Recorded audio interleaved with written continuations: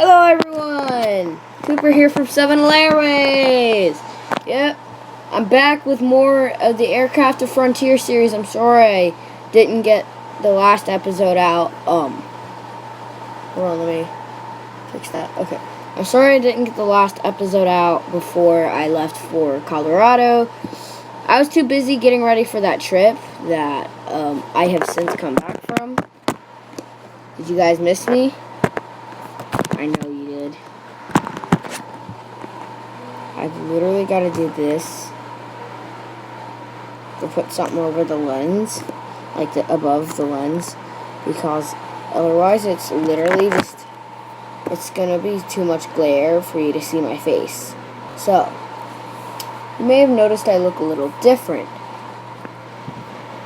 Do not be fooled. It's just, I've gone for a different I've paired up the colors differently. Instead of blue and white, I've gone for black and white. Don't ask why, but okay, we need to get back to the Aircraft of Frontier series. We are going to get onto the Embraer 140s and 145s. So, eventually, after the Boeing 737-200s and 300s of Frontier Airlines, they went for some Embraers in the early 2000s, along with the others. They were actually finally establishing themselves as a, quote, regional carrier. And by the way, I do have my other hand covering the top above the lens, so that way that there's not a lot of glare. Oh my gosh. I did turn on my fan because I figured I might as well keep that on. So, okay, so about the Aircraft of Frontier. Okay, so the ERJ140 in the early to mid 2000s, Frontier Airlines, a low-cost regional carrier, as they were finally establishing themselves as such, started ordering some regional aircraft, more iconic ones actually. They were ordering some ERJ145s. I don't know how many exactly. They never released it. So basically, these aircraft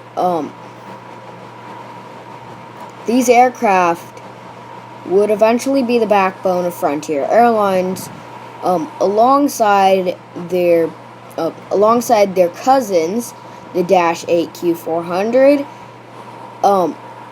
and the CRJs. Now the ERJ140s and 145s. Okay, so the 140s would see, I think, 37.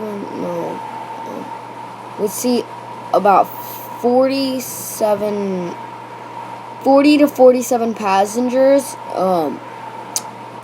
with the ERJ145s seating up to 50 passengers in an all-economy configuration.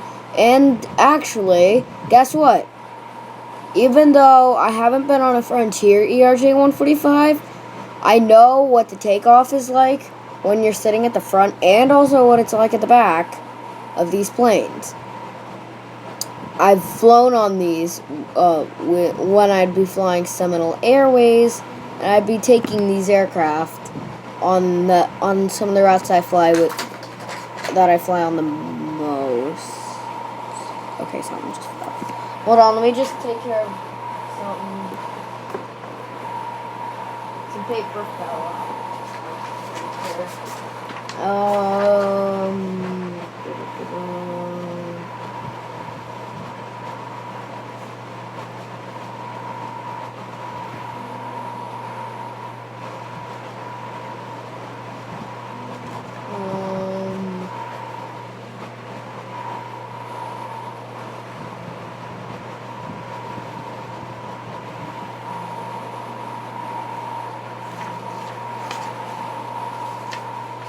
Oh, right. Got done summer homework that I obviously will not be doing for I obviously will not be doing, for religious reasons. So I don't know why this printout I don't know why this came out of my printer.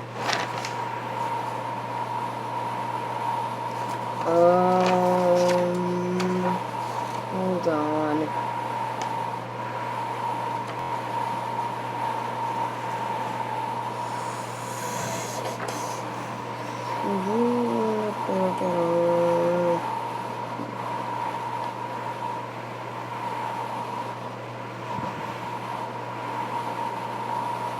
Is this even?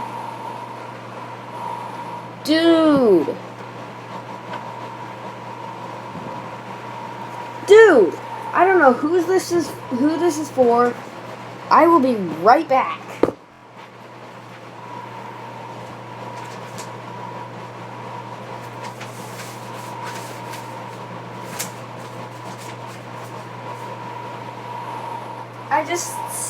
I just had to slip that under my door real quick. I didn't feel like leaving the office. That is also my bedroom, and is my small studio. You guys might not already know. Most of you guys, if you've been watching my videos for a long time, or if you've known me for a long time, if you've known me for long enough, I think since 2017, or no, since early 2018. If you've known me since, late 2017, if you've known me since late 2017, you should know that,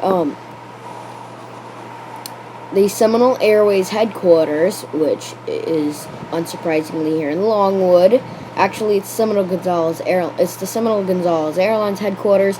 We're still referred to as Seminole Airways, unsurprisingly, since that's basically we're popularly known as Seminole Airways, even though we've changed our name ever since the merger with Air Gonzalez. Even though we merged with them, we still tend to be known as Seminole Airways. I'm not gonna criticize anyone on that, because obviously it's their preference. So basically, about the Frontier Airlines aircraft. So basically, the ERJ140s and 145s started serving on multiple routes of Frontier, especially their longer ones,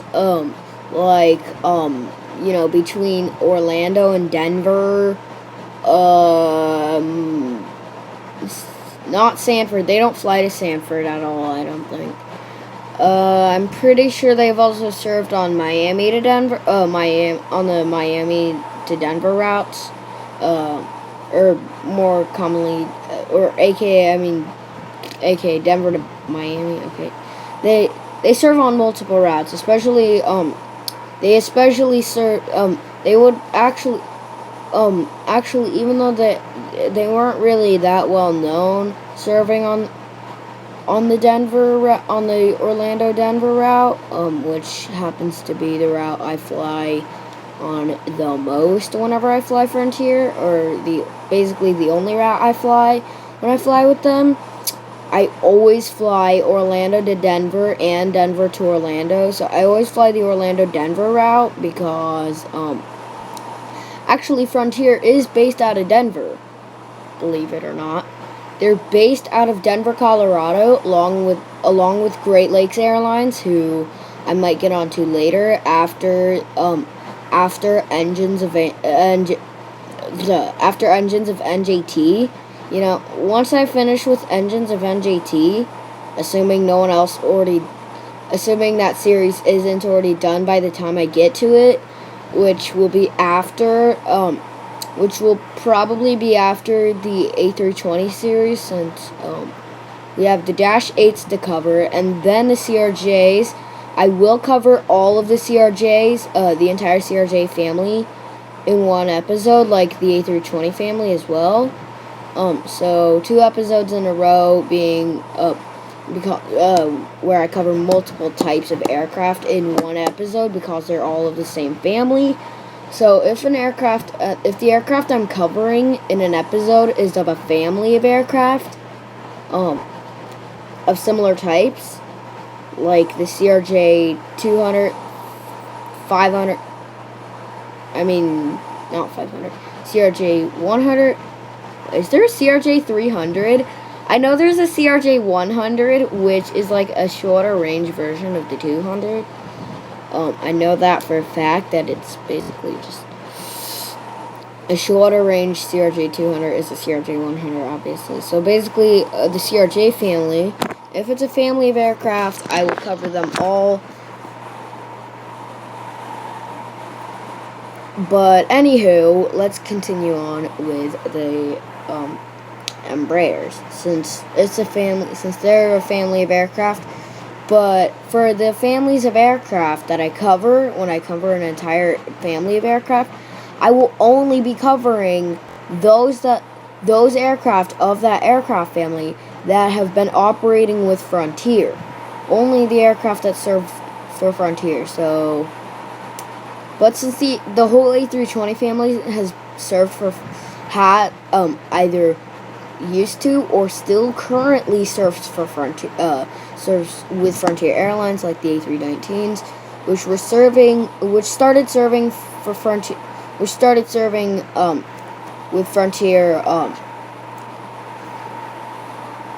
still back when the CRJs were flying with them. They were getting close to the end of the regional, the era of the regionals, and that's so yeah. But the ERJs were commonly serving on the Orlando-Denver route, among others. This was before they started flying to Colorado Springs. They do fly. They don't fly to Vail. That would be Great Lakes Airlines flying to Vail. So if you want to fly to Vail, go fly with Great Lakes Airlines or Seminole Airways out of Denver, Colorado. Yes, we have a hub in Denver and a second IOC in Denver, believe it or not. That's like our Midwest IOC, the Seminole Airways Midwest IOC. And then our main IOC covers, like, our main IOC does not cover the Midwest of the United States. That is covered by our secondary IOC in Colorado. Our main IOC here in Florida, our main integrated operations center here in Florida, covers everything else, including the internationals, of course. So, about the Frontier ERJs. So, basically, they were flying for Frontier, starting in the early 2000s, at the same time as all the other regionals. But then, in 2011, Frontier started to get rid of their rather young fleet of regional aircraft. That would be the CRJs, ERJs, and Q400s. Or just, that. So they got rid of. Well, they would have, even with that. So, but we would have already known that without the turboprops that they had, if they didn't have those turboprops, they would be an all-jet airline already, which they could have always been that had they not gotten the turboprops. But at least they got my favorite type of aircraft. At least they got my favorite aircraft of all time. The Dash 8 Q400. At least they had those for a while. Seminole Airways still has them, actually. In fact, some of them, we've actually modified some of our Q400s, so they can fly on the mainline routes. Some of our Q400s fly on the mainline routes, but not transcontinental. They can't do that. So, back to the ERJs. So, basically, in 2011, Frontier ended up getting rid of all of their regionals, and this was, but in, I think 2007, no, in 2004, Frontier got some Airbus A319s, and they had also started flying the A318s. In 2002, Frontier was flying the A318s already. So they added the A319s, and by then, we already knew by then that replacement of the other aircraft, the regionals, was going to be imminent soon. What we didn't know was that when we said replacement was imminent soon, what we meant was replacement was going to be imminent. Replacement of the regionals wasn't going to come until 2011. And then in 2011, we started to see the regionals departing the Frontier fleet. Starting with the turboprops, apparently, because Frontier Airlines just wanted to screw us over at Seminole. You see, we're kind of partners with Frontier. But that nearly ended in 2011. I wasn't even the head of Seminole Airways just yet. I don't think I could have been, since I was like, 4 years old at the time in 2011. So, but the head of Seminole Airways at the time said that they were about to end their partnership with Frontier if they didn't keep at least one Q400 on their roster. Believe it or not, Frontier actually still has a Q400 on its roster, but they don't fly it. Actually, well, they do, but that one's being flown on behalf of Seminole Airways. And when I became the head of the carrier, when I became the head of Seminole Airways, I still kept that Q400 flying, since obviously that's my favorite type of aircraft. So I kept that one, and actually that's the last Q400 of Frontier Airlines. But technically, it's not really being operated by Frontier, but it's still a Frontier Q400. Frontier does say that Frontier. Well, I did ask a flight attendant on my last Frontier flight if she knew about the Q400 that Frontier was flying on behalf of Seminole Airways. She said no. Apparently, Frontier does not tell its staff about that Q400 that's been flying on behalf of Seminole Airways. Because guess what? Frontier says that it's not really important for their staff to know. Kind of like with the ERJs, which 3 of the ERJs that would have left the Frontier fleet are still actually flying with Frontier, but not exactly with Frontier. They're still flying as Frontier aircraft. They're still flying with Frontier. The reason they're doing this is because we had a deal with Frontier, at Seminole Airways. It's just since we're partners with Frontier, along with a bunch of other carriers, we actually partner with them, and we had an agreement with Frontier. Frontier had an agreement with us. We kind of started it all, though. We're basically they would operate at least just a few, at least a minimum of one aircraft of each type from the regional fleet, excluding the A318, just the regional fleet, so the Q400s, ERJs, and CRJs. They would operate at least one. They have 3 ERJs and then 5 CRJs still flying. They would operate. They would still be. They would keep those aircraft. So So we eventually. Wait, what? Okay, so they would eventually keep 5 CRJs, 3 ERJs, and 1 Q400 on their roster, and they would continue to operate those aircraft on behalf of Seminole Airways. So the ERJs, now Seminole Airways is the one who takes care of the routes. Now Seminole Airways takes care of the maintenance, but Frontier operates those aircraft on behalf of Seminole Airways, which none of the staff know about that. None of the staff at Frontier, none of the flight attendants, know that their airline, none of the Frontier flight attendants know that their airline is basically still operating its older regional planes on behalf of another carrier.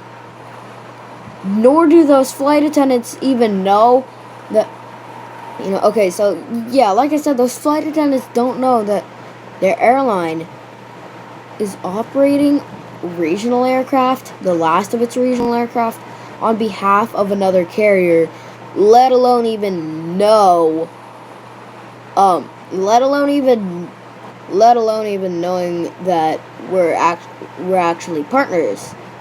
Hold on, let me see. What is... Okay, you're looking pretty good out there. Not too bad. Okay, back to the video. So, as I was saying, Frontier, so basically Frontier's flight attendants don't even know anything about the aircraft that are being operated on behalf of Seminole Airways, let alone even know that Seminole Airways is a partner of Frontier Airlines.